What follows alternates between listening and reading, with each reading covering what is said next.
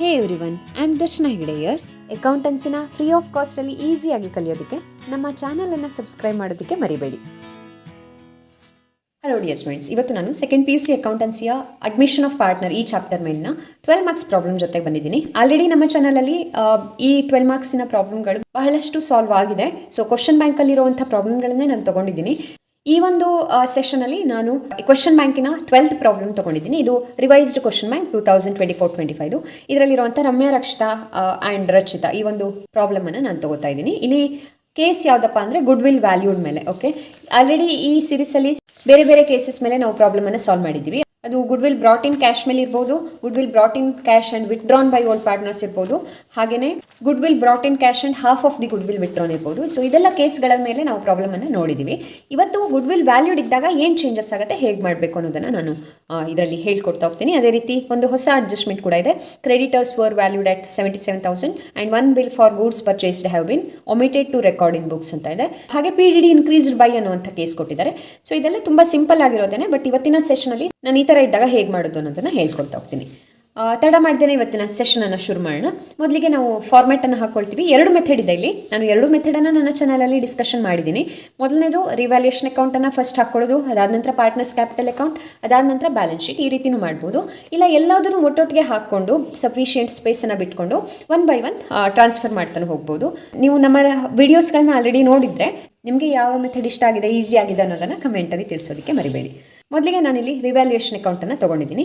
Revaluation account ಅಂದರೆ asset increase R decrease ಆಗಿದ್ದಕ್ಕೆ entry ಕೊಡೋದಕ್ಕೆ ಇರುವಂಥ ಅಕೌಂಟ್. ಅಂದರೆ ಈಗ ಅಡ್ಮಿಷನ್ ಆಗಿದೆ, ರೀಕನ್ಸ್ಟಿಟ್ಯೂಷನ್ ಆಗ್ತಾ ಇದೆ. ಸೊ ಹಾಗಾಗಿ ಅದರಲ್ಲಿ ಏನಾದರೂ ಅಸೆಟ್ಗಳು ಹೆಚ್ಚು ಕಮ್ಮಿ ಆಗಿದ್ದರೆ ಅದರ ವ್ಯಾಲ್ಯೂನ ಒರಿಜಿನಲ್ ಪ್ರೈಸಿಗೆ ನಾವು ರೆಕಾರ್ಡ್ ಮಾಡಬೇಕಾಗತ್ತೆ. ಸೊ ಆ ಇನ್ಕ್ರೀಸ್ ಆರ್ ಡಿಕ್ರೀಸ್ ಆಗಿದ್ದನ್ನು ರೆಕಾರ್ಡ್ ಮಾಡಿ ಅದರಿಂದ ಬಂದಿರೋ ಪ್ರಾಫಿಟ್ ಅಥವಾ ಲಾಸಸ್ಸನ್ನು ಓಲ್ಡ್ ಪಾರ್ಟ್ನರ್ಸ್ ಹಂಚ್ಕೋತಾರೆ. ಅಡ್ಮಿಷನ್ ಆಗೋದಕ್ಕಿಂತ ಮುಂಚೆ ಇದಿಷ್ಟು ಅಡ್ಜಸ್ಟ್ಮೆಂಟ್ ಆಗಬೇಕಾಗತ್ತೆ. ಅದಕ್ಕೋಸ್ಕರ ಈ ರಿವ್ಯಾಲ್ಯೂಯೇಷನ್ ಅಕೌಂಟನ್ನು ನಾವು ಪ್ರಿಪೇರ್ ಮಾಡ್ಕೋತೀವಿ. ಸೊ ಇದರಲ್ಲಿ ಯಾವುದೆಲ್ಲ ಎಂಟ್ರಿ ಆಗುತ್ತಪ್ಪ ಅಂದರೆ ಇಲ್ಲಿ ಅಡ್ಜಸ್ಟ್ಮೆಂಟಲ್ಲಿ ಇರೋದು. ಸೊ ಅಡ್ಜಸ್ಟ್ಮೆಂಟಲ್ಲಿ ಟೋಟಲ್ ಆಗಿ ABCDE ಅಂತ 5 ಅಡ್ಜಸ್ಟ್ಮೆಂಟ್ಗಳಿವೆ ನೋಡಿ. ಇದರಲ್ಲಿ ಅಸೆಟ್ ಮತ್ತು ಲ್ಯಾಬಿಲಿಟಿ ರಿಲೇಟೆಡ್ ಏನೆಲ್ಲ ಅಡ್ಜಸ್ಟ್ಮೆಂಟ್ಗಳಿದೆ, ವ್ಯಾಲ್ಯೂ ಹೆಚ್ಚು ಕಮ್ಮಿ ಆಗಿತ್ತು, ಅದೆಲ್ಲವನ್ನು ನಾವಿಲ್ಲಿ ತೊಗೋತೀವಿ. ಸೊ ಮೊದಲನೇದು ಅಡ್ಜಸ್ಟ್ಮೆಂಟ್ ಏನಿದೆ ನೋಡಿ, ಕ್ಯಾಪಿಟಲ್ ತಂದಿದ್ದಿದೆ. She should bring ₹40,000 as capital and goodwill of the firm is valued ಅಂತ ಇದೆ. ಕ್ಯಾಪಿಟಲ್ ಮತ್ತು ಗುಡ್ ವಿಲ್ ರಿಲೇಟೆಡ್. ಸೊ ಇದು ರಿವ್ಯಾಲ್ಯೂಯೇಷನ್ ಅಕೌಂಟಲ್ಲಿ ಎಂಟ್ರಿ ಆಗಲ್ಲ, ಇದು ಪಾರ್ಟ್ನರಿಗೆ ರಿಲೇಟೆಡ್, ಹಾಗಾಗಿ ಇಲ್ಲಿ ತೊಗೊಳ್ಳಲ್ಲ. ನೆಕ್ಸ್ಟ್ ಬರ್ತೀವಿ, ಅಸೆಟ್ ರಿಲೇಟೆಡ್ ಇದೆ ನೋಡಿ. ಡೆಪ್ರಿಸಿಯೇಟ್ ಫರ್ನಿಚರ್, ಅಪ್ರಿಸಿಯೇಟ್ ಬಿಲ್ಡಿಂಗ್ ಇದೆ. ಹಾಗೆ PDD ಈಸ್ ಇನ್ಕ್ರೀಸ್ಡ್ ಬೈ ಅಂತ ಇದೆ. PDD ಅಂದರೆ provision for doubtful debts. So ಅದು ಡೆಟರ್ ರಿಲೇಟೆಡ್, ಅದಕ್ಕೋಸ್ಕರ. ಅದಾದ ನಂತರ ಕ್ರೆಡಿಟರ್ಸ್ ವರ್ ವ್ಯಾಲ್ಯೂಡ್ ಆಟ್ 77,000 ಇದೆ. ಸೊ ಇದೆಲ್ಲ ಒಂದಕ್ಕೆ ಎಂಟ್ರಿನ ನಾವು ರಿವ್ಯಾಲ್ಯೂಯೇಷನ್ ಅಕೌಂಟಲ್ಲಿ ಕೊಡ್ತಾ ಬರ್ತೀವಿ. ರಿವ್ಯಾಲ್ಯೂಯೇಷನ್ ಅಕೌಂಟಲ್ಲಿ ರೂಲ್ ಸಿಂಪಲ್. ಲಾಸ್ ಆದರೆ ಡೆಬಿಟ್ ಮಾಡ್ತೀವಿ, ಪ್ರಾಫಿಟ್ ಆದರೆ ಕ್ರೆಡಿಟ್ ಮಾಡ್ತೀವಿ. ಅಸೆಟ್ ವ್ಯಾಲ್ಯೂ ಇನ್ಕ್ರೀಸ್ ಆದರೆ ಪ್ರಾಫಿಟ್ ಈ ಕಡೆ ತೊಗೋತೀವಿ, ಕಡಿಮೆ ಆದರೆ ಲಾಸ್ ಈ ಕಡೆ ತೊಗೋತೀವಿ. ಹಾಗೆ ಲಯಬಿಲಿಟೀಸ್ ಅಂದರೆ ನಮ್ಮ ಜವಾಬ್ದಾರಿ, ಕೊಡಬೇಕಾದ ಜವಾಬ್ದಾರಿ ಜಾಸ್ತಿ ಆದರೆ ಲಾಸ್ ಆಗುತ್ತೆ, ಹಾಗಾಗಿ ಡೆಬಿಟ್ ಮಾಡ್ತೀವಿ. ಕೊಡಬೇಕಾದ ಜವಾಬ್ದಾರಿ ಅಥವಾ ಲಯಬಿಲಿಟಿ ಕಡಿಮೆ ಆದರೆ ಪ್ರಾಫಿಟ್ ಆಗುತ್ತೆ, ಈ ಕಡೆ ತೊಗೋತೀವಿ. ಇಲ್ಲಿ ನೋಡಿ, ಮೊದಲನೇದು ಡೆಪ್ರಿಸಿಯೇಟ್ ಫರ್ನಿಚರ್ ಇದೆ. ಸೊ ಡೆಪ್ರಿಸಿಯೇಟ್ ಫರ್ನಿಚರ್ ಅಂದಮೇಲೆ ಫರ್ನಿಚರ್ ಡಿಕ್ರೀಸ್ ಆಗಿದೆ, ಹಾಗಾಗಿ ನಾವು ಲಾಸ್ ಸೈಡ್ ಅಥವಾ ಡೆಬಿಟ್ ಸೈಡಲ್ಲಿ ತೊಗೋತೀವಿ. 10% ಅಂತ ಇದೆ. ಸೊ ಅದರ ವ್ಯಾಲ್ಯೂ 10,000 ಇತ್ತು, ಅದರ ಮೇಲೆ 10% ಕ್ಯಾಲ್ಕುಲೇಷನ್ ಮಾಡ್ತೀವಿ, 1,000 ಬಂತು. ನೆಕ್ಸ್ಟ್ ಅಪ್ರಿಸಿಯೇಟ್ ಬಿಲ್ಡಿಂಗ್ ಬೈ 20% ಇದೆ. So it is a profit for the business, ಹಾಗಾಗಿ ಕ್ರೆಡಿಟ್ ಸೈಡಲ್ಲಿ ಬರಿತೀವಿ. ಬೈ ಬಿಲ್ಡಿಂಗ್ ಅಂತ ಬರೆದ್ವಿ. 20% ಇದೆ. 20% ಆಫ್ ವಾಟ್, ಇಲ್ಲಿರುವಂಥ 40,000. ಅಂದರೆ ಬಿಲ್ಡಿಂಗ್ ವ್ಯಾಲ್ಯೂ 40,000 ಇದೆ, ಅದ್ರ ಮೇಲೆ 20% ಕ್ಯಾಲ್ಕುಲೇಷನ್ ಮಾಡ್ತೀವಿ, 8,000 ಬಂತು. ಅದಾದ ನಂತರ PDD ಈಸ್ ಇನ್ಕ್ರೀಸ್ಡ್ ಬೈ ಇದೆ. ಸೊ ನೋಡಿ, ಇದರಲ್ಲಿ ಎಲ್ಲ ಕೇಸಸ್ಗಳನ್ನ ನಾನು ಆಲ್ರೆಡಿ ಡಿಸ್ಕಷನ್ ಮಾಡಿದ್ದೀನಿ ಒಂದು ವಿಡಿಯೋದಲ್ಲಿ. ಆ ವಿಡಿಯೋ ಲಿಂಕ್ ಕೂಡ ನಿಮ್ಗೆ ಇಲ್ಲಿ ಐ ಬಟನಲ್ಲಿ ಕೊಟ್ಟಿರ್ತೀನಿ, ಹಾಗೆ ಡಿಸ್ಕ್ರಿಪ್ಷನಲ್ಲಿ ಬರುತ್ತೆ. ನೀವು ವಿಡಿಯೋ ಟೈಟಲನ್ನು ಪ್ರೆಸ್ ಮಾಡಿದರೆ ಈ ಚಾಪ್ಟರ್ ಪ್ಲೇ ಲಿಸ್ಟ್ ಲಿಂಕು ಮತ್ತು ಇದೆಲ್ಲ ಇಂಪಾರ್ಟೆಂಟ್ ವಿಡಿಯೋಗಳ ಲಿಂಕ್ ಕೂಡ ನಿಮಗೆ ಸಿಗುತ್ತೆ, ನೀವು ನೋಡ್ಕೋಬೋದು. So PDD is increased by ಇದ್ದಾಗ ಈ ರೀತಿ ಬೈ ಅಂತ ಕೊಟ್ಟರೆ ಇಷ್ಟು ಅಮೌಂಟನ್ನು ನಾವು ಇನ್ಕ್ರೀಸ್ ಮಾಡಬೇಕು ಅಂತ ಅರ್ಥ. 2 ಅಂತ ಕೊಟ್ಟಾಗ ಅಷ್ಟಕ್ಕೆ ಏರಿಸಬೇಕು ಅಂತ ಅರ್ಥ. ಬಟ್ ಇಲ್ಲಿ ಬೈ ಇರೋದ್ರಿಂದ ಯಾವಾಗೆಲ್ಲ ಬೈ ಅಂತ ಇರುತ್ತೋ ಹಿಂದ್ಗಡೆಗೆ PDD ಇನ್ಕ್ರೀಸ್ಡ್ ಬೈ ಅಥವಾ PDD ಡಿಕ್ರೀಸ್ಡ್ ಬೈ ಈ ಥರ ಕೊಟ್ಟಾಗ ಇಲ್ಲಿ ಕೊಟ್ಟಿರೋ ಅಮೌಂಟ್ ಏನಿರುತ್ತೋ ಅಡ್ಜಸ್ಟ್ಮೆಂಟಲ್ಲಿ ಅದನ್ನು ಡೈರೆಕ್ಟಾಗಿ ರಿವ್ಯಾಲ್ಯೂಯೇಷನ್ ಅಕೌಂಟಲ್ಲಿ ತೊಗೋತೀವಿ. So ice it is increase in PDD increase ಆಗಿದೆ. PDD ಒಂದು ಅಸೆಟ್ ಸೈಡಲ್ಲಿ ಬರೋವಂಥ ಐಟಮ್, ಬಟ್ ಅದು ಅಸೆಟ್ ಅಲ್ಲ. ಸೊ ಇದನ್ನೇ ತುಂಬ ಜನ ಕನ್ಫ್ಯೂಷನ್ ಮಾಡ್ಕೋತೀರಿ. PDD ಅಂದರೆ ಪ್ರೊವಿಷನ್ ಫಾರ್ ಡೌಟ್ಫುಲ್ ಡೆಟ್, ಅದೊಂದು ಲಯಬಿಲಿಟಿ ಬಿಸ್ನೆಸ್ಗೆ ಎತ್ತಿಟ್ಟಿರುವಂಥ ಪ್ರೊವಿಷನ್ ಯಾವುದಿದೆ ಅದೆಲ್ಲ ಲಯಬಿಲಿಟಿ ಆಗುತ್ತೆ. ಬಟ್ ಅದು ಡೆಟರಿಗೆ ರಿಲೇಟೆಡ್ ಇರೋದ್ರಿಂದ ಇದರಲ್ಲಿ ಲೆಸ್ ಆಗುತ್ತೆ ಅಷ್ಟೇ.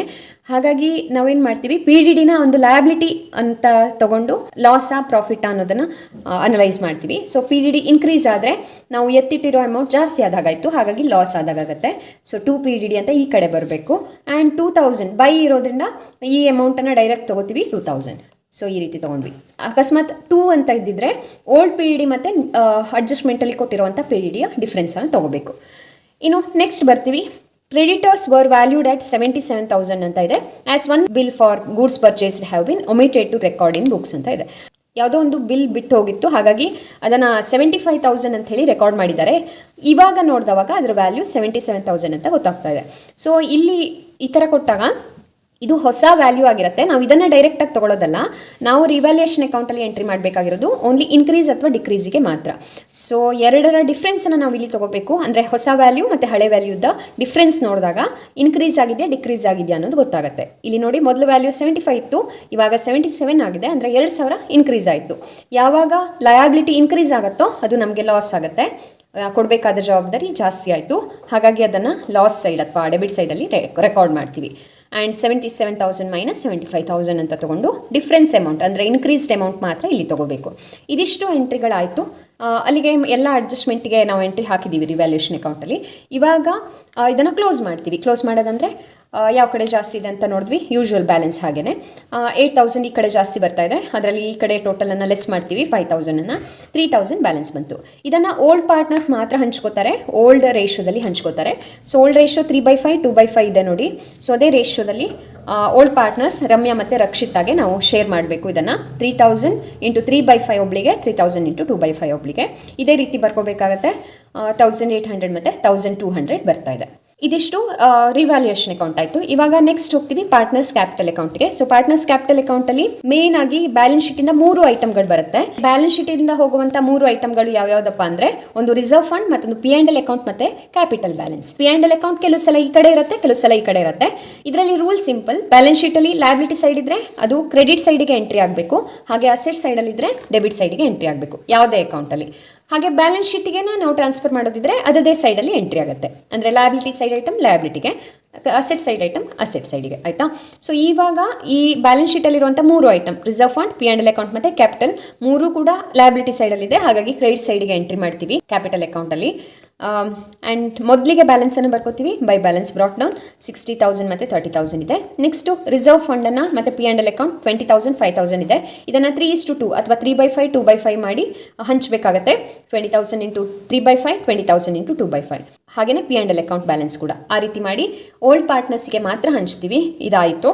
ಈ 3 ಪಿಂಕ್ ಕಲರಲ್ಲಿ ಏನು ನಾನು ಬರೆದಿದ್ದೀನಿ, ಇದು 3 ಕೂಡ ಬ್ಯಾಲೆನ್ಸ್ ಶೀಟಿಂದ ಬಂದಿರುವಂಥ ಎಂಟ್ರಿಗಳು. ಈ 3 ಐಟಮ್ಗಳು ಎಲ್ಲೆಲ್ಲಿದೆ ಅಂತ ನೋಡ್ಕೊಳ್ಳಿ ಒಂದ್ಸಲ. ಕೆಲವು ಸಲ ಈ ಕಡೆ ಕೂಡ ಇರುತ್ತೆ P&L ಅಕೌಂಟ್. ಸೊ ಒಂದ್ಸಲ ಚೆಕ್ ಮಾಡಿಕೊಂಡು ಅದಾದ ನಂತರ ಎಂಟ್ರಿ ಮಾಡಿ. ಈ ಸ್ಟೆಪ್ ಆದ ನಂತರ ನೆಕ್ಸ್ಟು ನಾವು ಅಡ್ಜಸ್ಟ್ಮೆಂಟ್ಗೆ ಬರ್ತೀವಿ. ಇಲ್ಲಿ ಅಡ್ಜಸ್ಟ್ಮೆಂಟ್ ಅಂದರೆ ಕ್ಯಾಪಿಟಲ್ ಅಡ್ಜಸ್ಟ್ಮೆಂಟ್ ಮತ್ತು ಗುಡ್ವಿಲ್ ಅಡ್ಜಸ್ಟ್ಮೆಂಟ್ ಎರಡೂ ಕೂಡ ಪಾರ್ಟ್ನರ್ಸ್ ಕ್ಯಾಪಿಟಲ್ ಅಕೌಂಟಲ್ಲಿ ಎಂಟ್ರಿ ಆಗಬೇಕಾಗತ್ತೆ. ಸೊ ಇಲ್ಲಿ ಕ್ಯಾಪಿಟಲ್ ಅಡ್ಜಸ್ಟ್ಮೆಂಟ್ ಏನಿದೆ ನೋಡಿ, she should bring ₹40,000 as capital for 1/6 share ಅಂತ ಇದೆ. ಅಂದರೆ 40,000 ಕ್ಯಾಪಿಟಲನ್ನು ಇವಳು ತರ್ತಾ ಇದ್ದಾಳೆ. ಹಾಗಾಗಿ ಕ್ಯಾಪಿಟಲ್ ತಂದಿದ್ದಕ್ಕೆ ಎಂಟ್ರಿನ ನಾವು ಕ್ರೆಡಿಟ್ ಸೈಡಲ್ಲಿ ಕೊಡ್ತೀವಿ. ಸೊ ಕ್ಯಾಪಿಟಲ್ ಅಕೌಂಟ್ ರೂಲ್ ಏನು, ಇನ್ಕ್ರೀಸ್ ಆದರೆ ಕ್ರೆಡಿಟ್, ಡಿಕ್ರೀಸ್ ಆದರೆ ಡೆಬಿಟ್. ಸೊ ಇಲ್ಲಿ ಅವಳ ಅಕೌಂಟ್ ಅಂದರೆ ಹೊಸ ಪಾರ್ಟ್ನರ್ ರಚಿತಾಳ ಅಕೌಂಟ್ ಇನ್ಕ್ರೀಸ್ ಆಗ್ತಾ ಇದೆ, because she brought in capital. ಹಾಗಾಗಿ ಅವಳ ಅಕೌಂಟನ್ನು ಕ್ರೆಡಿಟ್ ಮಾಡ್ತೀವಿ. ಸೊ ಕ್ಯಾಪಿಟಲ್ ಬಂದಾಗ ಎಂಟ್ರಿ ಏನಾಗುತ್ತೆ, cash account debit to capital ಅಲ್ವಾ. ಅಥವಾ ಕ್ಯಾಶ್ ಇಲ್ಲ, ಇಲ್ಲಿ ಕ್ಯಾಶ್ ಬದಲಾಗಿ ಕ್ಯಾಶ್ ಅಟ್ ಬ್ಯಾಂಕ್ ಕೊಟ್ಟಿದ್ದಾರೆ, ಅಂದರೆ ಬ್ಯಾಂಕ್ ಅಕೌಂಟ್ ತೊಗೋತೀವಿ ನಾವು. ಸೊ ಹಾಗಾಗಿ ಹಿಂದ್ಗಡೆಗೆ ಬೈ ಬ್ಯಾಂಕ್ ಅಕೌಂಟ್ ಅಂತ ಬರೆದು 40,000 ಅಂತ ತೊಗೋತೀವಿ. ಈ ಹಿಂದಿನ ಕೇಸಲ್ಲೆಲ್ಲ ಗುಡ್ವಿಲ್ ಅನ್ನು ಕೂಡ ಕ್ಯಾಶಲ್ಲಿ ತರ್ತಾರೆ ಅಂತ ಕೊಡ್ತಿದ್ರು. ಸೊ ಆ ಕೇಸಸ್ ಅಲ್ಲಾದರೆ ನಾವು ಗುಡ್ವಿಲ್ ಮತ್ತು ಕ್ಯಾಪಿಟಲ್ ಅಮೌಂಟ್ ಎರಡನ್ನೂ ಸೇರಿಸಿ ಇಲ್ಲಿ ಎಂಟ್ರಿ ಹಾಕಬೇಕಿತ್ತು. ಬಟ್ ಇಲ್ಲಿ ಆ ಥರ ಮಾಡೋದಿಲ್ಲ, ಯಾಕಂದರೆ ಗುಡ್ವಿಲ್ ಅನ್ನು ಬ್ರಾಟ್ ಇನ್ ಮಾಡಿಲ್ಲ, ಕ್ಯಾಶಲ್ಲಿ ಅವಳು ತರ್ತಾ ಇಲ್ಲ. ಅದರ ಅರ್ಥ ಏನು ಅಂತ ನಾನು ಮುಂದೆ ಹೇಳ್ತೀನಿ. ಸೊ ಈ ಕೇಸಲ್ಲಿ ನಾವು ಬರೀ ಕ್ಯಾಪಿಟಲ್ ತಂದಿದ್ದಕ್ಕೆ ಮಾತ್ರ ಎಂಟ್ರಿ ಹಾಕ್ತೀವಿ.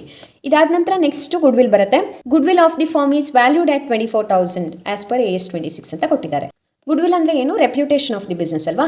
ಈಗ ಹೊಸ ಪಾರ್ಟ್ನರ್ ಮಧ್ಯದಲ್ಲಿ ಬಂದು ಸೇರ್ಕೋತಾ ಇದ್ದಾಳೆ ಅಂದರೆ ಹಳೆ ಪಾರ್ಟ್ನರ್ಸ್ ಕಷ್ಟಪಟ್ಟು ಅರ್ನ್ ಮಾಡಿರೋವಂಥ ಒಂದು ರೆಪ್ಯುಟೇಷನಲ್ಲಿ ಅವಳಿಗೂ ಪಾರ್ಟ್ ಸಿಗ್ತಾ ಇದೆ ಅಲ್ವಾ. ಆ್ಯಂಡ್ ಎಕ್ಸೆಸ್ ಪ್ರಾಫಿಟನ್ನು ಅವಳು ಕೂಡ ಎಂಜಾಯ್ ಮಾಡ್ಬೋದು. ಹೀಗೆ ಸುಮ್ಮನೆ ಬೆನಿಫಿಟ್ ಬರುತ್ತೆ ಅಂದರೆ ಯಾರು ಕೂಡ ಒಪ್ಕೊಳ್ಳೋದಿಲ್ಲ. ಹಾಗಾಗಿನೇ ಹೊಸ ಪಾರ್ಟ್ನರ್ ಬಂದವರು ಹಳೆ ಪಾರ್ಟ್ನರ್ಸಿಗೆ ಆ ಗುಡ್ ವಿಲ್ಲಿನ ಶೇರಲ್ಲಿ ಒಂದು ಕಂಪನ್ಸೇಷನ್ ರೂಪದಲ್ಲಿ ಅವರಿಗೆ ಕೊಡಬೇಕಾಗತ್ತೆ. ಅದೇನೇ ಗುಡ್ ವಿಲ್ ಟ್ರೀಟ್ಮೆಂಟ್. AS-26 ಪ್ರಕಾರ ನಾವು ಅದನ್ನು ಗುಡ್ ವಿಲ್ ಅಕೌಂಟ್ ಅಂತ ತೋರಿಸ್ದೇ ಎಂಟ್ರಿನ ಹಾಕಬೇಕಾಗತ್ತೆ. ಇದನ್ನು ನಾನು ಎಲ್ಲ ಕೇಸ್ ಮೇಲೆ ಒಂದು ಸಪ್ರೇಟ್ ವಿಡಿಯೋದಲ್ಲಿ ಡಿಸ್ಕಷನ್ ಮಾಡಿದ್ದೀನಿ. ಅದರ ಲಿಂಕ್ ಕೂಡ ನಿಮಗೆ ಇಲ್ಲಿ ಡಿಸ್ಕ್ರಿಪ್ಷನಲ್ಲಿ ಸಿಗುತ್ತೆ. ಸೊ ಈ ಕೇಸಲ್ಲಿ ಏನು ಮಾಡ್ತೀವಿ, ಗುಡ್ ವಿಲ್ ವ್ಯಾಲ್ಯೂ ಆದಾಗ ಈಗ ಅವಳ ಶೇರನ್ನು ಕ್ಯಾಶಲ್ಲಿ ತರದೇ ಇರೋದ್ರಿಂದ, ಕ್ಯಾಶಲ್ಲಿ ಗುಡ್ ವಿಲ್ಲನ್ನು ತರದೇ ಇರೋದ್ರಿಂದ ಈಗ ಅವಳ ಶೇರ್ ಎಷ್ಟು ಅನ್ನೋದನ್ನು ಮೊದಲು ಕ್ಯಾಲ್ಕುಲೇಷನ್ ಮಾಡ್ಕೋತೀವಿ. So good will of the firm 24,000 ಅಂತ ಹೇಳಿದ್ದಾರೆ. ಬಟ್ ಅದರಲ್ಲಿ ಅವಳ ಶೇರ್ ಎಷ್ಟಾಗುತ್ತೆ ಅನ್ನೋದನ್ನು ಮೊದಲು ಕ್ಯಾಲ್ಕುಲೇಷನ್ ಮಾಡಬೇಕು. ಸೊ 1/6 ಇದೆ ಅವಳ ಶೇರ್ ನೋಡಿ, ಅದನ್ನು ಮಲ್ಟಿಪ್ಲೈ ಮಾಡ್ತೀವಿ. ಸೊ ನಾವು ವರ್ಕಿಂಗ್ ನೋಟಲ್ಲಿ ಇದನ್ನು ಕ್ಯಾಲ್ಕುಲೇಷನ್ ಮಾಡ್ಕೋತೀವಿ. ವರ್ಕಿಂಗ್ ನೋಟ್ ಲಾಸ್ಟಲ್ಲಿ ಎಂಡಲ್ಲಿ ನಾವು ಹಾಕಬೇಕಾಗುತ್ತೆ. Working note number 1 Rachita's share of goodwill. So Rachita's share in goodwill is equal to 24,000 total value, ಅದರಲ್ಲಿ 1/6 ಅಂದರೆ 4,000 ಬಂತು. ಈ 4,000 ನಾವು 3:2 ರೇಷಿಯೋದಲ್ಲಿ ಹಂಚಬೇಕಾಗತ್ತೆ. So it is to be distributed in sacrifice ratio 3:2. ಇಲ್ಲಿ ಸ್ಯಾಕ್ರಿಫೈಸ್ ರೇಷಿಯೋದಲ್ಲಿ ನಾವು ಹಂಚಬೇಕು. ಬಟ್ ಸ್ಯಾಕ್ರಿಫೈಸ್ ರೇಷಿಯೋ ಎಲ್ಲೂ ಮೆನ್ಷನ್ ಮಾಡಿಲ್ಲ ನೋಡಿ ಪ್ರಾಬ್ಲಮಲ್ಲಿ. ನಮಗೆ ಸ್ಯಾಕ್ರಿಫೈಸ್ ರೇಷಿಯೋನ ಕ್ಯಾಲ್ಕುಲೇಷನ್ ಮಾಡೋದಕ್ಕೆ ಓಲ್ಡ್ ರೇಷಿಯೋ ಮತ್ತು ನ್ಯೂ ರೇಷಿಯೋ ಎರಡು ಬೇಕು ಅಂತ ನಾನು ಆಲ್ರೆಡಿ ಹೇಳಿದ್ದೆ. ಸೊ ಸ್ಯಾಕ್ರಿಫೈಸ್ ರೇಷಿಯೋನ ಹೇಗೆ ಮಾಡೋದು ಅಂತಲೂ ಹೇಳ್ಕೊಟ್ಟಿದ್ದೀನಿ ಅಲ್ವಾ. ಸೊ ಅದರಲ್ಲಿ ಆಲ್ರೆಡಿ ನಾನು ಹೇಳಿದ್ದೀನಿ, ಸಪೋಸ್ ನಮಗೆ ನ್ಯೂ ರೇಷಿಯೋ ಅವೈಲೇಬಲ್ ಇಲ್ಲ ಅಂತಂದರೆ ಅವಾಗ ಓಲ್ಡ್ ರೇಷಿಯೋ ಅಷ್ಟೇ ಕೊಟ್ಟಿರೋ ಇನ್ಫಾರ್ಮೇಷನ್ ಆಗಿದ್ದರೆ old ratio equal to sacrifice ratio ಆಗುತ್ತೆ. Sacrifice ratio old ratio same ಇರುತ್ತೆ. ಹಾಗಾಗಿನೇ ನಾವು ಸ್ಯಾಕ್ರಿಫೈಸ್ ರೇಷಿಯೋನ 3:2 ಅಂತ ತಗೋತೀವಿ. ಬಟ್ ಇಲ್ಲಿ ಬರೆಯುವಾಗ ಸ್ಯಾಕ್ರಿಫೈಸ್ ರೇಷಿಯೋ ಅಂತಲೇ ಬರೀಬೇಕು, ಓಲ್ಡ್ ರೇಷಿಯೋ ಅಂತ ಬರೆಯೋ ಹಾಗಿಲ್ಲ. ಸೊ ಸ್ಯಾಕ್ರಿಫೈಸ್ ರೇಷಿಯೋ 3:2ದಲ್ಲಿ ನಾವು ಇದನ್ನು ಹಂಚಬೇಕು 4,000. ಇದನ್ನು ಹೇಗೆ ಹಂಚೋದು, ಈ ಕಾನ್ಸೆಪ್ಟ್ ಅರ್ಥ ಮಾಡ್ಕೊಂಡ್ರೆ ಎಂಟ್ರಿ ಕೊಡೋ ಸುಲಭ. ಗುಡ್ ವಿಲ್ ಕಂಪನ್ಸೇಷನ್ ಮಾಡಬೇಕಾಗಿರೋದು ಹೊಸ ಪಾರ್ಟ್ನರ್. ಅವಳ ಅಕೌಂಟಿಂದ ಅದನ್ನು ತೆಗಿಬೇಕು. ಅವಳು 40,000 ತಂದಿದ್ದಾಳಲ್ಲ, ಇದರಲ್ಲಿ 4,000 ಕಟ್ ಮಾಡಬೇಕು. ಬಟ್ ಅವಳು ಅದನ್ನು ಒಬ್ಬರಿಗೆ ಕೊಡ್ತಾ ಇಲ್ಲ, ಇಬ್ಬರಿಗೆ ಕೊಡ್ತಾ ಇದ್ದಾಳೆ 3:2 ರೇಷಿಯೋದಲ್ಲಿ. ಹಾಗಾಗಿನೇ 4,000 3:2 ರೇಷಿಯೋದಲ್ಲಿ ಅವಳ ಅಕೌಂಟಿಂದ ಡಿಡಕ್ಟ್ ಮಾಡ್ತೀವಿ. ಓಕೆನಾ. ಅಮೌಂಟ್ ಕಾಲಮಲ್ಲಿ ಫಸ್ಟ್ ಅಮೌಂಟ್ ಬರ್ಕೊಂಡ್ರೆ ಈಸಿ ಆಗುತ್ತೆ. 2,400 ಮತ್ತು 1,600 ಅಂತ ಸ್ಪ್ಲಿಟ್ ಮಾಡಿ ಬರ್ಕೋತೀವಿ. 4,000 3:2 ರೇಷಿಯೋದಲ್ಲಿ ಹಂಚ್ಕೊಂಡು ಬರ್ಕೋತೀವಿ. ಇವಳ ಅಕೌಂಟಿಂದ ನಾವು ಈಗ ತೆಗೆದಿದ್ದೀವಿ ಅಂದಮೇಲೆ ಅದನ್ನು ಕಂಪನ್ಸೇಷನ್ ಮಾಡಬೇಕಾಗಿರೋದು ಓಲ್ಡ್ ಪಾರ್ಟ್ನರ್ಸಿಗೆ. ಹಾಗಾಗಿ ಇಬ್ಬರು ಕ್ಯಾಪಿಟಲ್ ಅಕೌಂಟಲ್ಲೂ ಕೂಡ ಇದೇ ಸೇಮ್ ಅಮೌಂಟನ್ನು ಕ್ರೆಡಿಟ್ ಮಾಡ್ತೀವಿ. ರಮ್ಯಾ ಮತ್ತು ರಕ್ಷಿತಾ ಅವರಿಗೆ ಅವಳು ಕಂಪನ್ಸೇಷನ್ ಮಾಡ್ತಾ ಇದ್ದಾಳೆ. ಹಾಗಾಗಿ ಇದೇ ಅಮೌಂಟನ್ನು ಈ ರೀತಿ ಅವರ ಅಕೌಂಟಿಗೆ ಕ್ರೆಡಿಟ್ ಮಾಡಿ ಇನ್ಕ್ರೀಸ್ ಮಾಡ್ತೀವಿ. ಸೊ 4,000 3:2ದಲ್ಲಿ ಹಂಚ್ಕೊಂಡ್ವಿ. ಅಲ್ಲಿ ಬರಿತೀವಿ goodwill distributed in sacrifice ratio 3:2 ಅಂತ. ಈಗ ಹಿಂದ್ಗಡೆ ಬರೆಯೋದು ಹೇಗೆ, ವೆರಿ ಸಿಂಪಲ್. ಇಲ್ಲಿ ರಮ್ಯಾ ರಕ್ಷಿತಾಗೆ ಕೊಡ್ತಾ ಇರೋದು ಯಾರು, ರಚಿತಾ. ಹಾಗಾಗಿ ಬೈ ರಚಿತಾಸ್ ಕ್ಯಾಪಿಟಲ್ ಅಂತ ಬರಿತೀವಿ. ಹಾಗೆ ಇಲ್ಲಿ 2 ಅಮೌಂಟ್ ಡಿಡಕ್ಟ್ ಆಗಿದೆ. ಇದನ್ನು ಅವಳು ಕೊಡ್ತಾ ಇರೋದು ಯಾರ್ಯಾರಿಗೆ, ಒಂದು ರಮ್ಯಾಗೆ ಮತ್ತೊಂದು ರಕ್ಷಿತಾಗೆ. ಸೊ ಅವರ ಹೆಸರನ್ನ ಹಿಂದ್ಗಡೆ ಬರಿತೀವಿ. ಇಷ್ಟು ಸಿಂಪಲ್ ಆಗಿ ಗುಡ್ ವಿಲ್ ವ್ಯಾಲ್ಯೂಡ್ ಇದ್ದಾಗ ಕೇಸಸ್ ಅನ್ನು ಸಾಲ್ವ್ ಮಾಡ್ಬೋದು. ಈ ಹಿಂದಿನ ಕೇಸಸ್ ಅಲ್ಲಿ ಕೂಡ ಇದೇ ರೀತಿ ನಾವು ಟ್ರೀಟ್ಮೆಂಟ್ ಕೊಡ್ತಿದ್ವಿ. ಕಂಪನ್ಸೇಷನ್ ಮಾಡಿದ್ದಕ್ಕೆ ಅಂದರೆ ಡಿಸ್ಟ್ರಿಬ್ಯೂಷನ್ ಎಂಟ್ರಿನ ಇದೇ ಥರ ಮಾಡ್ತಿದ್ವಿ. ಆದರೆ ಅಲ್ಲಿ ಕ್ಯಾಶಲ್ಲಿ ಬ್ರಾಟ್ ಇನ್ ಆಗಿದ್ದಕ್ಕೆ ಮತ್ತೊಂದು ಎಂಟ್ರಿ ಬರ್ತಿತ್ತು. ಬಟ್ ಈ ಕೇಸಲ್ಲಿ ಆ ಕ್ಯಾಶಲ್ಲಿ ಬ್ರಾಟ್ ಇನ್ ಆಗಿದ್ದಕ್ಕೆ ಎಂಟ್ರಿ ಬರೋದಿಲ್ಲ, ಜಸ್ಟ್ ಡಿಸ್ಟ್ರಿಬ್ಯೂಷನ್ ಎಂಟ್ರಿ ಮಾತ್ರ ಇರುತ್ತೆ. ಓಕೆನಾ. ಅದು ಕೂಡ ನ್ಯೂ ಪಾರ್ಟ್ನರ್ನ ಶೇರ್ ಎಷ್ಟು ಅನ್ನೋದನ್ನು ನೋಡಿಕೊಂಡು ಆಮೇಲೆ ಇದಕ್ಕೆ ಎಂಟ್ರಿನ ಕೊಡಬೇಕಾಗತ್ತೆ. ಇಷ್ಟು ಸಿಂಪಲ್ ಆಗಿ ಗುಡ್ ವಿಲ್ ವ್ಯಾಲ್ಯೂಡ್ ಕೇಸನ್ನು ನಾವು ಮಾಡ್ಬೋದು. ಇದಿಷ್ಟು ಆದ ನಂತರ ಈಗ ರಿವ್ಯಾಲ್ಯೂಯೇಷನ್ ಅಕೌಂಟಿನ ಬ್ಯಾಲೆನ್ಸನ್ನು ಕೂಡ ನಾವು ಟ್ರಾನ್ಸ್ಫರ್ ಮಾಡ್ಕೋಬೇಕು. ಸೊ ರಿವ್ಯಾಲ್ಯೂಯೇಷನ್ ಅಕೌಂಟಲ್ಲಿ 1,800 1,200 ಬಂದಿತ್ತು ನೋಡಿ ಬ್ಯಾಲೆನ್ಸ್. ಸೊ ರಿವ್ಯಾಲ್ಯೂಯೇಷನ್ ಅಕೌಂಟಲ್ಲಿ 2 ಪಾರ್ಟ್ನರ್ಸ್ ಕ್ಯಾಪಿಟಲ್ ಬಂದಿದೆ. ಇದಕ್ಕೆ ಅಪೋಸಿಟ್ ಎಂಟ್ರಿ ಪಾರ್ಟ್ನರ್ಸ್ ಕ್ಯಾಪಿಟಲ್ ಅಕೌಂಟಲ್ಲಿ by revaluation account. So 1,800 and 1,200 ಅದನ್ನು ಇಲ್ಲಿ ಎಂಟ್ರಿ ಮಾಡ್ಕೋತೀವಿ. ಇವಾಗ ಎಲ್ಲ ಎಂಟ್ರಿ ಆಗಿದೆ, ನಾವು ಬ್ಯಾಲೆನ್ಸ್ ಮಾಡ್ತೀವಿ. ಸೊ ಎಲ್ಲರ ಅಕೌಂಟಲ್ಲಿ ಕ್ರೆಡಿಟ್ ಸೈಡ್ ಟೋಟಲ್ ಜಾಸ್ತಿ ಇದೆ, ಅದನ್ನು ಎರಡು ಕಡೆ ಬರ್ಕೊಂಡ್ವಿ. ಆ್ಯಂಡ್ ಅದರಲ್ಲಿ ಡೆಬಿಟ್ ಸೈಡ್ ಟೋಟಲನ್ನು ಲೆಸ್ ಮಾಡಿ ಬ್ಯಾಲೆನ್ಸನ್ನು ಇಲ್ಲಿ ಬರಿತೀವಿ. 79,200 42,800 36,000 ಈ ರೀತಿಯಾಗಿ ಬ್ಯಾಲೆನ್ಸ್ ಬರ್ತಾ ಇದೆ. ಇದನ್ನು ನಾವು ಈಗ ಬ್ಯಾಲೆನ್ಸ್ ಶೀಟಲ್ಲಿ, ಹೊಸ ಬ್ಯಾಲೆನ್ಸ್ ಶೀಟಲ್ಲಿ ಕ್ಯಾಪಿಟಲ್ ಅನ್ನುವಂಥ ಹೆಡಿಂಗಲ್ಲಿ ತೋರಿಸ್ಬೇಕಾಗತ್ತೆ. ಮುಂದೆ ನೋಡೋಣ. ಸೊ ನೆಕ್ಸ್ಟು ಬ್ಯಾಲೆನ್ಸ್ ಶೀಟಿಗೆ ಬರ್ತೀವಿ. ಬ್ಯಾಲೆನ್ಸ್ ಶೀಟಲ್ಲಿ ಕರೆಕ್ಟಾಗಿ ನಾವು ಇದಕ್ಕೆ ಫಾರ್ಮೆಟ್ ಹಾಕ್ಕೋಬೇಕು. ಬ್ಯಾಲೆನ್ಸ್ ಶೀಟ್ ಆ್ಯಸ್ ಆನ್ 1/4/2024 ಅಂತ ಬರ್ಕೋತೀವಿ. ಅಂದರೆ ಅಡ್ಮಿಷನ್ ಆಗಿರೋ ಡೇಟಿಗೆ ಆಫ್ಟರ್ ಅಡ್ಮಿಷನ್ ಅಂತ ತೋರಿಸಿರಬೇಕು. ಸೊ ಲಯಬಿಲಿಟಿ ಸೈಡಲ್ಲಿ ಏನೇನೆಲ್ಲ ಐಟಮ್ ಇದೆ ಎಲ್ಲದನ್ನು ಒಂದೊಂದು ಸಲ ಬರಿತೀವಿ. ಬಟ್ ಯಾವುದೆಲ್ಲ ಆಲ್ರೆಡಿ ತೊಗೊಂಡಾಗಿದೆ ಅದನ್ನು ತೊಗೊಳ್ಳಲ್ಲ. Like reserve fund, P&L account ಮತ್ತು ಕ್ಯಾಪಿಟಲನ್ನು ಆಲ್ರೆಡಿ ಬೇರೆ ಅಕೌಂಟಲ್ಲಿ ತೊಗೊಂಡಿದ್ದೀವಿ, ಹಾಗಾಗಿ ಇಲ್ಲಿ ತೊಗೊಳ್ಳಲ್ಲ. ಬದಲಾಗಿ ಔಟ್ಸೈಡರ್ ಲಯಬಿಲಿಟೀಸನ್ನು ಮಾತ್ರ ತೊಗೋತೀವಿ. ಅಂದರೆ ಬೇರೆಯವರಿಗೆ ಪೇ ಮಾಡಬೇಕಾಗಿದ್ದಷ್ಟೇ ತೊಗೋತಾ ಹೋಗ್ತೀವಿ. ಇಲ್ಲಿರೋದು ಕ್ರೆಡಿಟರ್ ಮಾತ್ರ, ಹಾಗಾಗಿ ಕ್ರೆಡಿಟರನ್ನು ಬರ್ಕೊಂಡ್ವಿ. ಇದಕ್ಕೂ ಕೂಡ ಅಡ್ಜಸ್ಟ್ಮೆಂಟ್ ಇದೆ ನೋಡಿ. ಅಡ್ಜಸ್ಟ್ಮೆಂಟ್ ನಾವಿಲ್ಲಿ ಮಾರ್ಕ್ ಮಾಡಿಟ್ಕೊಂಡಿದ್ದೀವಿ. ಈ ಥರ ಮಾರ್ಕ್ ಮಾಡಿಕೊಂಡ್ರೆ ನಮಗಿಲ್ಲಿ ಯಾವ್ಯಾವುದನ್ನು ಅಡ್ಜಸ್ಟ್ ಮಾಡಿ ಬರಿಬೇಕು ಅನ್ನೋದು ಗೊತ್ತಾಗುತ್ತೆ. ಸೊ ಕ್ರೆಡಿಟರ್ಸ್ ಇನ್ನರ್ ಕಾಲಮಲ್ಲಿ ಬರ್ಕೋತೀವಿ. ಆ್ಯಂಡ್ ಅಡ್ಜಸ್ಟ್ಮೆಂಟ್ ನಮಗಿಲ್ಲಿ ರಿವ್ಯಾಲ್ಯೂಯೇಷನ್ ಅಕೌಂಟಲ್ಲಿ ಸಿಗುತ್ತೆ. ರಿವ್ಯಾಲ್ಯೂಯೇಷನ್ ಅಕೌಂಟಲ್ಲಿ ಇನ್ಕ್ರೀಸ್ ಆಗಿತ್ತು ಕ್ರೆಡಿಟರ್ಸ್ 2,000, ಹಾಗಾಗಿ ಅದನ್ನು ಇನ್ಕ್ರೀಸ್ ಅಂತ ಬರ್ಕೊಂಡು 2000 ಅಂತ ಆ್ಯಡ್ ಮಾಡಿ 77,000 ತೋರಿಸ್ತೀವಿ. ಸೊ ನ್ಯೂ ವ್ಯಾಲ್ಯೂ 77,000 ಅಂತ ಹೇಳಿದ್ರಲ್ಲ, ಆ ವ್ಯಾಲ್ಯೂ ಇಲ್ಲಿ ತೋರಿಸಿರ್ಬೇಕಾಗತ್ತೆ ನಾವು. ನೆಕ್ಸ್ಟು ಕ್ಯಾಪಿಟಲ್ಸ್ ತೊಗೋತೀವಿ. ಮತ್ತು ಯಾವುದೂ ಇಲ್ಲ ಇಲ್ಲಿ, ರಿಸರ್ವ್ ಫಂಡ್ ಬರಲ್ಲ, P&L ಅಕೌಂಟ್ ಬರಲ್ಲ, ಆಲ್ರೆಡಿ ಪಾರ್ಟ್ನರ್ ಕ್ಯಾಪಿಟಲ್ ಅಕೌಂಟಿಗೆ ಹೋಗಿದೆ. ಹಾಗಾಗಿ ಇಲ್ಲಿ ನಾವು ಕ್ಯಾಪಿಟಲ್ ಬ್ಯಾಲೆನ್ಸನ್ನು ತೊಗೋತೀವಿ. ಈ ಹಳೆ ಬ್ಯಾಲೆನ್ಸ್ ತೊಗೋಬಾರ್ದು, ಹೊಸ ಬ್ಯಾಲೆನ್ಸ್ ನಾವೀಗ ಮಾಡಿದ್ವಲ್ಲ ಪಾರ್ಟ್ನರ್ಸ್ ಕ್ಯಾಪಿಟಲ್ ಅಕೌಂಟಲ್ಲಿ, ಅದನ್ನು ತೊಗೋತೀವಿ. 79,200, 42,800 ಮತ್ತು 36,000 ಟೋಟಲನ್ನು 1,58,000 ಅಂತ ಬರ್ಕೋತೀವಿ. ಸೊ ಇದನ್ನು ನೀವು ಈ ಥರ ಮಾಡ್ಬೋದು, ಇಲ್ಲ ಡೈರೆಕ್ಟಾಗಿ ಔಟರ್ ಕಾಲಮಲ್ಲಿನೂ ಕೂಡ ಬರಿಬೋದು. ಇನ್ನು ನೆಕ್ಸ್ಟ್ ಈ ಕಡೆ ಬರ್ತೀವಿ ಅಸೆಟ್ ಸೈಡಲ್ಲಿ. ಅಸೆಟ್ ಸೈಡಲ್ಲಿ ಕೂಡ ಯಾವ್ಯಾವುದಕ್ಕೆ ಅಡ್ಜಸ್ಟ್ಮೆಂಟ್ ಇದೆ ಇನ್ನರ್ ಕಾಲಮಲ್ಲಿ ತೊಗೋತಾ ಹೋಗ್ತೀವಿ. ಮೊದಲನೇದು ಕ್ಯಾಶೆಟ್ ಬ್ಯಾಂಕ್ ಇದೆ. ಸೊ ಕ್ಯಾಶೆಟ್ ಬ್ಯಾಂಕಲ್ಲಿ 19,000 ಬರ್ಕೊಂಡ್ವಿ.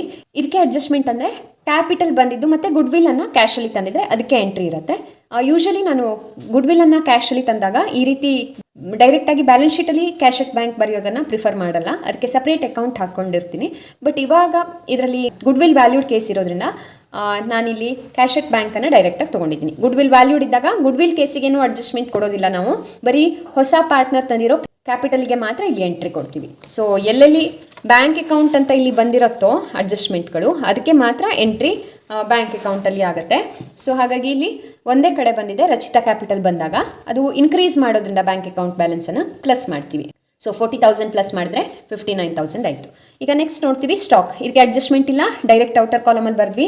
ನೆಕ್ಸ್ಟು ಡೆಟರ್ಸ್ 60,000 ಇದೆ, ಹಾಗೆ PDD 3,000 ಇತ್ತು. ಇನ್ನರ್ ಕಾಲಮಲ್ಲಿ ಹಾಗೆ ಬರ್ಕೊಳ್ತೀವಿ, ಬಟ್ ಒಂದು ಸ್ವಲ್ಪ ಡಿಫ್ರೆಂಟ್ ಆಗಿ ಬರ್ಕೋತೀವಿ ನೋಡಿ ಇಲ್ಲಿ. ಸೊ ಡೆಟರ್ಸ್ 60,000 ಬರ್ಕೊಂಡ್ವಿ, ಲೆಸ್ PDD 3,000. ಇದು ಬ್ಯಾಲೆನ್ಸ್ ಶೀಟಲ್ಲಿ ಇರೋದು, ಯಾವುದೆಲ್ಲ ರೆಡ್ ಇಂಕಲ್ಲಿ ಇದೆಯೋ ಅದೆಲ್ಲ ಕೂಡ ಹಳೆ ಬ್ಯಾಲೆನ್ಸ್ ಶೀಟಿಂದ ತೊಗೊಂಡಿರುವಂಥ ಅಮೌಂಟ್ಗಳು. ಸೊ 60,000, ಇಲ್ಲಿ 3,000 ಬರ್ಕೊಂಡ್ವಿ. ಈಗ PDDಗೆ ಅಡ್ಜಸ್ಟ್ಮೆಂಟ್ ಇದೆ, ಹಾಗಾಗಿ ಇಲ್ಲಿ ನೋಡ್ತೀವಿ ಏನು ಅಡ್ಜಸ್ಟ್ಮೆಂಟ್ ಆಗಿತ್ತು ಅಂಥೇಳಿ. ಸೊ PDD ಇನ್ಕ್ರೀಸ್ ಆಗಿತ್ತು 2,000. ಇಲ್ಲಿ ಯಾವ ಅಮೌಂಟ್ ತೊಗೊಂಡಿದ್ದೀವೋ ರಿವ್ಯಾಲ್ಯೂಷನ್ ಅಕೌಂಟಲ್ಲಿ ಅದಕ್ಕೆ ಇನ್ನೊಂದು ಇಫೆಕ್ಟನ್ನು ಕೊಡಬೇಕು. ಸೊ ನೋಡಿ ಇಲ್ಲಿ ಬ್ಲೂ ಇಂಕಲ್ಲಿದೆ 2,000. ಇದೇ 2,000ಗೆ ನಾನು ಇನ್ನೊಂದು ಇಫೆಕ್ಟನ್ನು ಇಲ್ಲಿ ಕೊಡ್ತಾ ಇದ್ದೀನಿ. 3,000 PDD ಇನ್ಕ್ರೀಸ್ ಆಗಿರೋದ್ರಿಂದ ಪ್ಲಸ್ 2,000 ಮಾಡ್ತೀವಿ. ಸೊ ಟೋಟಲ್ PDD 5,000 ಆಯಿತು. 60,000 ಡೆಟರ್ಸಲ್ಲಿ ಟೋಟಲ್ 5,000 PDD ಲೆಸ್ ಮಾಡಿದಾಗ 55,000 ಬಂತು. ನೆಕ್ಸ್ಟ್ ಫರ್ನಿಚರ್ ಮತ್ತು ಬಿಲ್ಡಿಂಗ್, ಅದಕ್ಕೂ ಕೂಡ ಅಡ್ಜಸ್ಟ್ಮೆಂಟ್ ಇದೆ, ಅದನ್ನು ಹಾಗೆ ಬರ್ಕೋತೀವಿ ಮತ್ತು ಅಡ್ಜಸ್ಟ್ಮೆಂಟ್ಗಳನ್ನು ಮಾಡ್ತೀವಿ. ಸೊ ಇಲ್ಲಿ ಫರ್ನಿಚರ್ ಡೆಪ್ರಿಸಿಯೇಷನ್ ಇತ್ತು, ಬಿಲ್ಡಿಂಗ್ ಅಪ್ರಿಸಿಯೇಷನ್ ಇತ್ತು. ಡೆಪ್ರಿಸಿಯೇಷನ್ ಅಂದರೆ ಮೈನಸ್ ಮಾಡೋದು, ಅಪ್ರಿಸಿಯೇಷನ್ ಇದ್ದಾಗ ಪ್ಲಸ್ ಮಾಡೋದು, ಆ ರೀತಿ ಮಾಡ್ತೀವಿ. ಈ ರಿವ್ಯಾಲ್ಯೂಷನ್ ಅಕೌಂಟಲ್ಲಿ ಎಷ್ಟೆಷ್ಟು ಅಮೌಂಟ್ ತೊಗೊಂಡಿದ್ವು ಅದನ್ನು ತೊಗೋತೀವಿ. ಇಲ್ಲಿ ಫರ್ನಿಚರ್ 1,000 ಮೈನಸ್ ಮಾಡಬೇಕು, ಬಿಲ್ಡಿಂಗ್ 8,000 ಪ್ಲಸ್ ಮಾಡ್ತೀವಿ. ಅದೇ ರೀತಿ ತೊಗೋತೀವಿ ಇಲ್ಲಿ. ಆ್ಯಂಡ್ ಇನ್ನರ್ ಕಾಲಮನ್ನು ಕ್ಲೋಸ್ ಮಾಡಿ ಔಟರ್ ಕಾಲಮ್ಗೆ ಅಮೌಂಟ್ ಬರಿತೀವಿ. ನೆಕ್ಸ್ಟ್ ಲಾಸ್ಟ್ ಒನ್ ಮಷಿನರಿ ಇದೆ 25,000. ಇದಕ್ಕೆ ಅಡ್ಜಸ್ಟ್ಮೆಂಟ್ ಏನು ಮಾರ್ಕ್ ಮಾಡಿಲ್ಲ, ಹಾಗಾಗಿ ಡೈರೆಕ್ಟಾಗಿ ತೊಗೊಂಡ್ವಿ. ಇಷ್ಟು ಸಿಂಪಲ್ಲಾಗಿ ನಾವು ಇದನ್ನು ಎಂಟ್ರಿಗಳನ್ನು ಮಾಡ್ತೀವಿ. ಇವಾಗ ಟೋಟಲ್ ಮಾಡಿದಾಗ ಲಯಬಿಲಿಟಿ ಸೈಡ್ ಮತ್ತು ಅಸೆಟ್ ಸೈಡ್ ಟೋಟಲ್ ಮಾಡಿದಾಗ ಎರಡೂ ಕಡೆಯ ಟೋಟಲ್ 2,35,000 ಬರ್ತಾ ಇದೆ. Hope this is understood. 1 by 1 prepare ಮಾಡುವಂಥ ಈ ಮೆಥಡ್ಗಿಂತನೂ ಎಲ್ಲದನ್ನು ಒಟ್ಟೊಟ್ಟಿಗೆ ಮಾಡುವಂಥ ಇನ್ನೊಂದು ಮೆಥಡೇ ನನಗೆ ಈಸಿ ಅಂತ ಅನಿಸುತ್ತೆ. ನಾನು ಪ್ರಿಫರ್ ಮಾಡ್ತೀನಿ. ನೀವು ಯಾವುದನ್ನು ಪ್ರಿಫರ್ ಮಾಡ್ತೀರಿ ಅನ್ನೋದನ್ನು ಕಮೆಂಟಲ್ಲಿ ತಿಳಿಸೋದಕ್ಕೆ ಮರಿಬೇಡಿ. ಇನ್ಯಾವುದಾದ್ರೂ ಕ್ವಶನಿಗೆ ಆನ್ಸರ್ ಬೇಕಿದ್ರೆ ಅಥವಾ ಇನ್ಯಾವುದಾದ್ರೂ ಕಾನ್ಸೆಪ್ಟ್ ಮೇಲೆ ವಿಡಿಯೋಸ್ ಬೇಕಿದ್ರೆ ನೀವು ನಿಮ್ಮ ಕಮೆಂಟ್ ಮೂಲಕ ತಿಳಿಸಿ. ಈ ವಿಡಿಯೋ ನಿಮಗೆ ಇಷ್ಟ ಆಗಿದ್ರೆ ಲೈಕ್ ಮಾಡಿ, ಹಾಗೆ ನಿಮ್ಮ ಫ್ರೆಂಡ್ಸಿಗೆ ಕೂಡ ಶೇರ್ ಮಾಡಿ. ಆ್ಯಂಡ್ ಅಕೌಂಟೆನ್ಸಿನ ಹೀಗೆ ತುಂಬ ಈಸಿಯಾಗಿ ಕಲಿಯೋದಕ್ಕೆ ನಮ್ಮ ಚಾನಲ್ಗೆ ಸಬ್ಸ್ಕ್ರೈಬ್ ಮಾಡೋದಕ್ಕೆ ಮರಿಬೇಡಿ. ನೆಕ್ಸ್ಟ್ ಪಾರ್ಟಲ್ಲಿ ನಾವು ಕ್ಯಾಪಿಟಲ್ ಅಡ್ಜಸ್ಟ್ಮೆಂಟ್ ಪ್ರಾಬ್ಲಮ್ಗಳನ್ನು ನೋಡೋಣ. I will be back with next part very soon. Until then enjoy the learning.